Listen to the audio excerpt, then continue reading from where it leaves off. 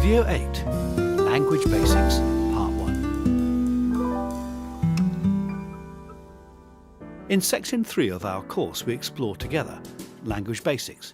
In videos 8 and 9, we will give you a taste of what this means and involves. This course section will ensure that you are very well prepared for your teaching role and as ready to go as you could possibly be. You don't need to know everything about grammar. We'll guide you in what you need to know. As long as you've got enough grammar knowledge to keep you ahead of your students, you'll be fine. In the first part of Language Basics, we will explore together parts of speech, also commonly known as word classes.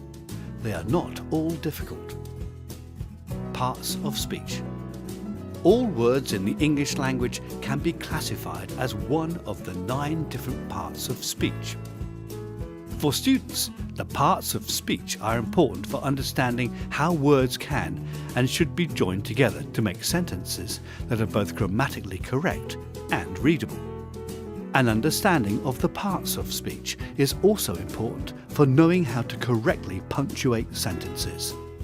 These are adjectives, adverbs, conjunctions, determiners, interjections, nouns, prepositions, pronouns, verbs. We will explain what these are in plain and simple terminology and demonstrate them all in examples. If you are at all a bit rusty, this part will bring you up to speed quickly. Gradually, with older children, teenagers and adults, you can use these parts of speech labels in the classroom. This will speed up your lessons. Then we move on to explore some other aspects of grammar that some of your students may find a little bit difficult.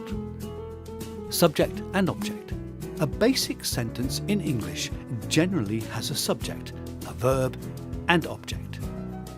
Normally, the subject comes first, followed by the verb, and then the object. When you teach sentences, it's crucial that you explain this construction to your students because many languages do not use this kind of construction. Gerunds. A gerund is a noun made from a verb by adding ing. For example, the gerund of to read is reading. For example, one of my hobbies is reading. Comparatives and superlatives.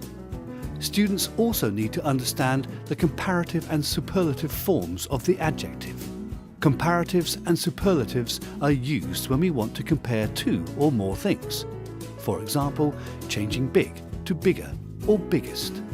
Then we move on to some other important constructions. The conditional forms, auxiliary verbs, past and present participles. For those of you who weren't fortunate to have been given a solid grounding in grammar, we cannot stress enough that these grammar elements are not difficult. We'll guide you all the way. And remember, you're already using them every day in your speaking and writing.